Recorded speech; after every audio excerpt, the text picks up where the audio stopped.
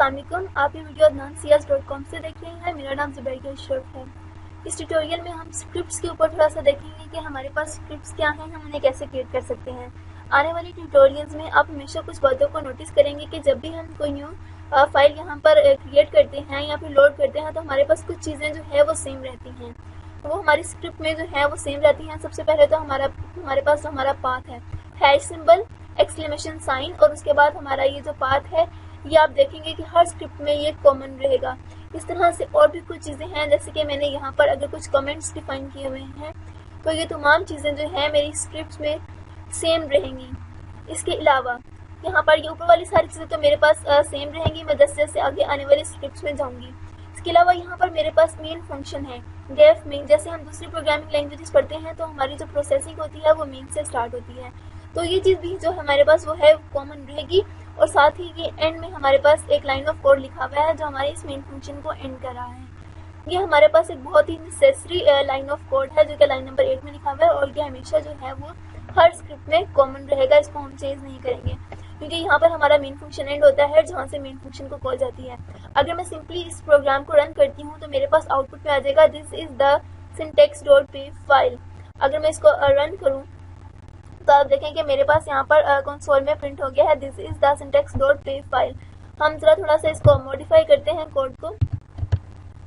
अगर मैं करूँ कि डेफ, हम कोई एक एग का फंक्शन बना लेते हैं, डेफ एग, और उसके बाद मैं यहाँ पर प्रिंट करवा देती हूँ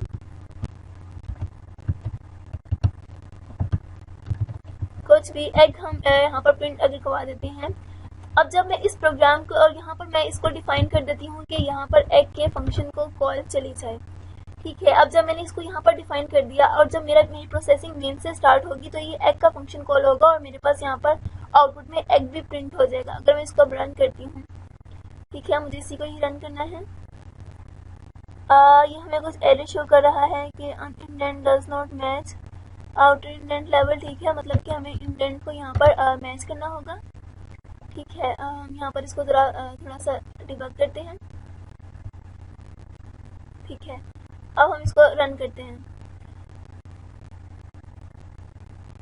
यहाँ पर मेरे पास एक और एरर शो हो रही है कि tokenize dot open file undefined variable has no open attribute, ठीक। तो अब देखिए हमारे पास ये जो है वो प्रिंट हो गया है एग और this is the syntax.py file. तो इस तरह से हम देख सकते हैं कि हमारे पास जब भी मेन फंक्शन के बाद इस फंक्शन को कॉल की तो उसने डायरेक्टली इस डेफ एग के फंक्शन को कॉल कर दी, जहाँ पर मेरे पास जो एग है वो प्रिंट हो गया यहाँ पर कंसोल में। अगर मैं यहाँ पर इस मेन फंक्शन को मिटा देती हूँ और साथ ही साथ मैं इस टर्मिनेटिंग फंक्शन को भी अगर मैं एंड कर दूँ और अब मैं इसको अगर रन करना चाहूँ तो यहाँ पर मेरे पास एक एरर आ जाएगा जो कि मुझे बताएगा कि मेरे पास जो है वो कोई कॉल करने के लिए कोई कहीं पर भी कोई फंक्शनलिटी नहीं है जहाँ से मेरे पास इस फंक्शन को कॉल चली जाए। तो हम दोबारा से अगर इसी कोड को सेव करें और फिर से इसको रन करें तो अब हम देखेंगे कि हमारे पास सेम वही आउटपुट जो है वो दोबारा से अपीयर हो गई है। इसका मतलब है कि हमारे पास जब स्क्रिप्ट क्रिएट होती हैं तो कुछ चीज़ें हैं जिनको हमें ध्यान रखना पड़ता है जो हमारी एज इट इज होती है, जैसे कि हमारा मेन फंक्शन और हमारी ये एंड में जो लाइन नंबर 12 पर जो हमारे पास लाइन ऑफ कोड आ रहा है इसमें हमारे पास जो मेन फंक्शन का नेम है वो यहाँ पर अपीयर हो रहा है। तो ये चीज़ें हमारी स्क्रिप्ट में सेम रहेंगी और इनको हमें थोड़ा ध्यान रखना पड़ेगा अपने कोड को, अपने प्रोग्राम को लिखते वक्त।